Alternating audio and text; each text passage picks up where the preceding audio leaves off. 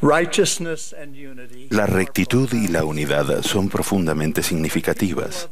Cuando las personas aman a Dios con todo su corazón y se esfuerzan con rectitud por llegar a ser como Él, hay menos conflictos y contención en la sociedad. Hay más unidad. Me encanta un relato verídico que es un ejemplo de esto. Cuando era joven, el general Thomas L. Kane, quien no era miembro de nuestra iglesia, ayudó y defendió a los santos cuando se les requirió huir de Nabú. Fue defensor de la iglesia durante muchos años. Y en 1872, el general Kane, su talentosa esposa Elizabeth Wood Kane y sus dos hijos viajaron desde su casa en Pensilvania hasta Salt Lake City. Acompañaron a Brigham Young y a sus colaboradores en un difícil viaje hacia el sur hasta St. George, Utah. Elizabeth encaró con ciertas dudas su primera visita a Utah en cuanto a las mujeres. Algunas de las cosas de las que se enteró le sorprendieron. Por ejemplo, descubrió que cualquier carrera con la que cualquier mujer pudiera ganarse la vida estaba disponible para ella en Utah. También halló que los miembros de la iglesia eran amables y comprensivos con los indígenas americanos. Durante el viaje se quedaron en Fillmore, en la casa de los King. Elizabeth escribió que mientras Matilda preparaba una comida para el presidente Young y su grupo, 5 indígenas entraron en la habitación. Aunque no habían sido invitados, estaba claro que esperaban unirse al grupo. La hermana King les habló en su dialecto.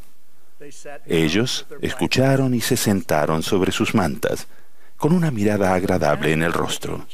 Elizabeth preguntó a uno de los niños King, ¿qué les dijo tu madre a esos hombres? La respuesta del hijo de Matilda fue, ella dijo, estos forasteros llegaron primero y solo he cocinado lo suficiente para ellos. Pero la comida de ustedes está cocinándose en el fuego ahora y les llamaré tan pronto como esté lista. Elizabeth preguntó otra vez al niño, ¿realmente hará eso o simplemente les dará sobras en la puerta de la cocina? El niño de Matilda respondió, mamá les servirá igual que a ustedes y les dará un lugar en su mesa. Y así lo hizo. Y ellos comieron con perfectos modales. Elizabeth explicó que su opinión sobre esa anfitriona creció un 100%. La unidad aumenta cuando las personas son tratadas con dignidad y respeto, aunque sean diferentes en sus características externas. Como líderes, no estamos bajo la ilusión de que en el pasado toda relación era perfecta, que toda conducta era como la de Cristo, o que todas las decisiones eran justas. Sin embargo, nuestra religión enseña que todos somos hijos de nuestro Padre Celestial y lo adoramos a Él y a su Hijo Jesucristo, quien es nuestro Salvador. Nuestro deseo es que nuestros corazones y mentes estén entrelazados con rectitud y unidad y que seamos uno con ellos. Rectitud es un término amplio y extenso, pero ciertamente incluye vivir los mandamientos de Dios. Esta nos hace merecedores de las ordenanzas sagradas que constituyen la senda de los convenios y nos bendice para que el Espíritu dé dirección a nuestra vida. El ser rectos no depende de que cada uno de nosotros tenga todas las bendiciones en su vida en este momento.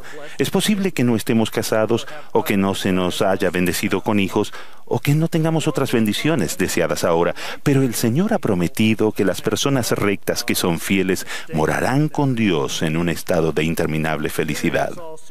Unidad también es un término amplio y extenso, pero ciertamente ejemplifica el primer gran mandamiento y el segundo, de amar a Dios y amar a nuestros semejantes. Denota un pueblo de Sión cuyos corazones y mentes están entrelazados con unidad. El contexto de mi mensaje es el contraste y las lecciones de las Sagradas Escrituras. Han pasado 200 años desde que el Padre y su Hijo Jesucristo aparecieron por primera vez y comenzaron la restauración del Evangelio de Jesucristo en 1820. El relato de Cuarto Nefi en el Libro de Mormón incluye un período similar de 200 años después de que el Salvador se apareció y estableció su iglesia en la antigua América. El registro histórico que leemos en Cuarto Nefi describe un pueblo donde no había envidias, contiendas, tumultos, mentiras, asesinatos ni lascivia de ninguna especie. Debido a esa rectitud, el registro declara que ciertamente no podía haber un pueblo más dichoso entre todos los que habían sido creados por la mano de Dios. Con respecto a la unidad en Cuarto Nefi, se lee que no había contenciones en la tierra a causa del amor de Dios que moraba en el corazón del pueblo. Desafortunadamente, Cuarto Nefi describe luego un cambio drástico que comenzó en el año 201, cuando la iniquidad y la división destruyeron la rectitud y la unidad. Las profundidades de la depravación que se produjo en ese tiempo fueron tan inicuas que finalmente el gran profeta Mormón se lamenta con su hijo Moroni diciendo: «Oh, mi hijo, ¿cómo puede un pueblo como este que se deleita tanta abominación, cómo podemos esperar que Dios detenga su mano en juicio contra nosotros?» En esta dispensación, aunque vivimos en una época especial, el mundo no ha sido bendecido con la rectitud y la unidad escritas en Cuarto Nefi. De hecho, vivimos en momentos de divisiones particulares. Sin embargo, los millones que han aceptado el Evangelio de Jesucristo se han comprometido a lograr tanto la rectitud como la unidad. Todos somos conscientes de que podemos mejorar, y ese es nuestro desafío en esta época. Podemos ser una fuerza para elevar y bendecir a toda la sociedad. En este punto decisivo, a los 200 años de historia de nuestra Iglesia, comprometámonos como miembros de la Iglesia del Señor a vivir en rectitud y estar unidos como nunca antes. El presidente Russell M. Nelson nos ha pedido que demostremos mayor cortesía, amor racial y étnica, y respeto mutuo. Esto significa amarnos unos a otros y a Dios, aceptar a todos como hermanos y hermanas y ser verdaderamente un pueblo de Sión. Con nuestra doctrina que incluye a todos, podemos ser un oasis de unidad y celebrar la diversidad. Unidad y diversidad no son cosas opuestas. Podemos lograr una mayor unidad a medida que fomentemos un ambiente de inclusión y respeto por la diversidad. Durante el periodo que serví en la presidencia de Estaca de San Francisco, California, tuvimos congregaciones que hablaban español, tongano, samoano, tagalo y mandarín. Nuestros barrios de habla inglesa estaban compuestos por personas de diferentes orígenes raciales y culturales. Había amor y rectitud y unidad. Los barrios y las ramas de la Iglesia de Jesucristo de los Santos de los Últimos Días están determinados por la geografía o por el idioma, no por la raza ni la cultura. La raza no se registra en la cédula de miembro. Al principio del Libro de Mormón, aproximadamente 550 años antes del nacimiento de Cristo, se nos enseña el mandamiento fundamental con respecto a la relación entre los hijos del Padre Celestial. Todos deben guardar los mandamientos del Señor y todos están invitados a participar de la bondad del Señor. Y a nadie de los que a Él vienen desecha, sean negros o blancos, esclavos o libres, varones o mujeres, y se acuerda de los paganos, y todos son iguales ante Dios, tanto los judíos como los gentiles. El ministerio y el mensaje del Salvador han declarado constantemente que todas las razas y colores son hijos de Dios. Todos somos hermanos y hermanas. En nuestra doctrina creemos que en el país anfitrión de la restauración, los Estados Unidos, su constitución y los documentos relacionados escritos por hombres imperfectos fueron inspirados por Dios para bendecir a todas las personas. Como leemos en Doctrina y Convenios, esos documentos se establecieron y deben preservarse para los derechos y la protección de toda carne, conforme a los principios justos y santos. Dos de esos principios eran el albedrío y la responsabilidad por los pecados propios. Y el Señor declaró: por tanto, no es justo que un hombre sea esclavo de otro. Y para este fin he establecido la constitución de este país, por mano de hombres sabios, que levanté para este propósito mismo, y redimí la tierra por el derramamiento de sangre.